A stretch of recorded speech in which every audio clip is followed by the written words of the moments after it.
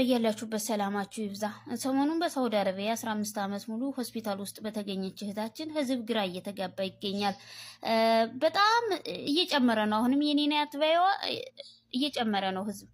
እንደገና አስከሬን ተረድታችሁ አስከሬን ወስዳችሁ አፈር ያለበሳችሁ ቤተሰብ የኛ ናት የምትሉ ወንጀል እንዳገቡ እናንተ በድብቅ ተከታተሉ። ምክንያቱም በጊዜው ላይ የማንን አስከሬን ወስዳችሁ ቀበራችሁ? እንደገና በፓስፖርት በመረጃ ነው መኪና ስለገጫቸው አስከሬናቸው ስለተበላሸ ማንነታቸው አላወቅንም ቀብረናል። ይህ አያዋጣችሁ።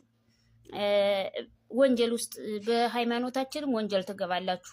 ለምሳሌ ክርስቲያን ሆና ከሆነ ሙስሊም ወስዳችሁ ቀብራችሁ ከሆነ ብዙ ችግር ያመጣል፣ እንደ ሀገራችን ጣጣና ባህል ማለት ነው። ስለዚህ ተረጋጉ እናንተ። ይቺ እኮ ይኸውላችሁ ወሎ መካነ ሰላም ተወላጅ የሆነች 025 ቀበሌ ወርቂ አቡ አሰገድ ደረጀ በላቸው ቤተሰቦቿ ሞታለይ ብለው ቆርጠው አልቅሰው ተቀምጠዋል።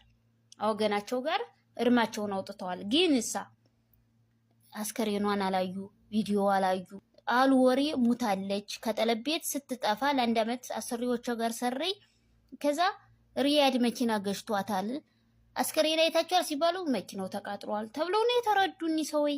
እና ስለዚህ ይህን ቪዲዮ ሲያዩ አረ የኛ ልጅ ትመስላለች የአንድ ልጅ እናት ናት ይላሉ አሰገድ ደረጀ በላቸው።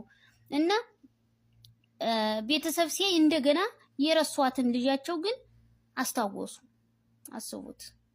እና ሌሎቻችሁ ግን ወስዳችሁ አስከሬን አፈር ያለበሳችሁ ቤተሰቦች ተረጋጉ።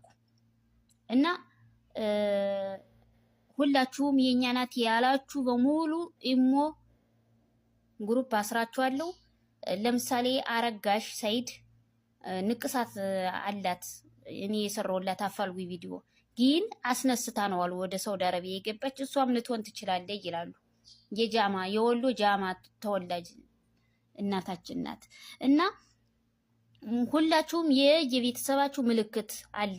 ለምሳሌ ሙሉ እያስማመው ጥርሷ ብልዝ ነው ፊት ለፊት እያላችሁ ነው። ምክንያቱም ይችልሽ የኔ በይ ስለሌላት ነው። በጊዜው ፓስፖርት የላትም፣ ምንም አይነት ነገር የላትም። ይሄ ለሁላችን መማሪያ ይሆናል የዚች ልጅ ታሪክ። ፓስፖርት የሌላችሁ ሰዎች አውጡ፣ የሆነ ስም ነገር ያዙ በወረቀት ከቦርሳችሁ።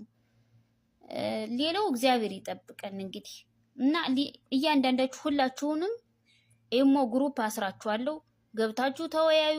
የሆነ ትክክለኛ ሰው ገንዘብም ከፍላችሁ ቢሆን የሆነ ስዋቅ ነገር ይግባና ከሰውነታቸው ላይ ስማቸው ያለ ቤተሰብም አለ እየተናገሩ ነው ሁሉ